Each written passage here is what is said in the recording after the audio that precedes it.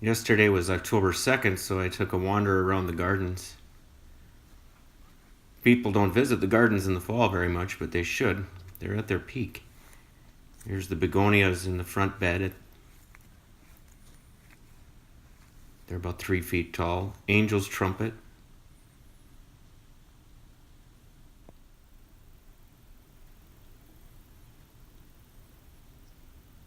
The buckeye in the background, Grandpa and I planted in 1985. We'll see it at the end. Here's kale. They will go well after frost. The heliotrope are smelling nice.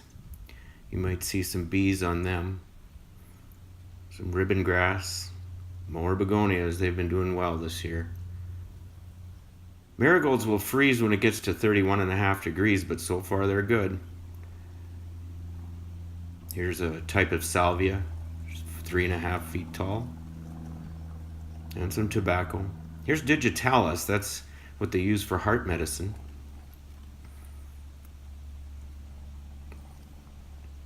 This bed's deteriorated. As you can see, there's some rot. Not everything's wonderful.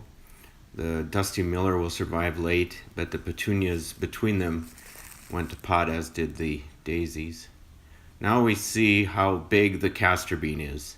To demonstrate, there I am. The thing has to be, 12 feet tall. And these begonias, you'd never realize how big they were unless I demonstrated.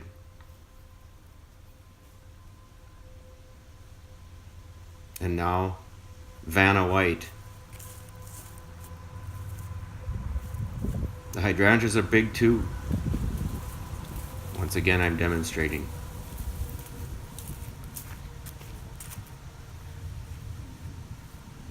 They don't smell, but it looks good.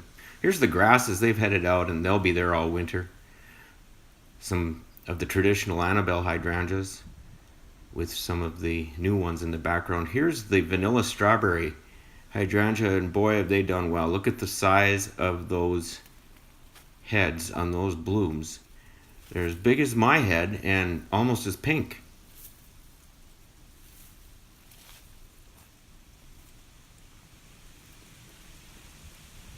Here's a close-up. You can dry these at home. I don't know how well the color lasts, but if you want a bunch of dried flowers over winter, hydrangeas are about the best. Snapdragons will survive the frost and bloom right into November. Here's the coleus. These were in a lot of sun and they did well. They're about 3 feet tall. The alyssum are going to keep on until frost. The zinnias will die, but here's the pond. When it freezes over, we're probably going to have winter. Now look at this grass in this planter. Again, I have to demonstrate how big it is. There. Here's the log bed, still looking good with the celosia. This is a annual, the celosia is an annual, but this bed is a perennial favorite.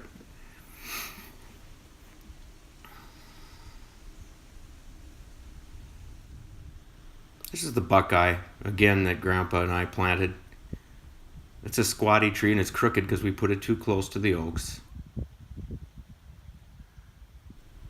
I also have good memories of, this bed was where Grandma and Grandpa's house used to be. Their kitchen was right in the middle of the flower bed, and I think they'd approve of what it's become.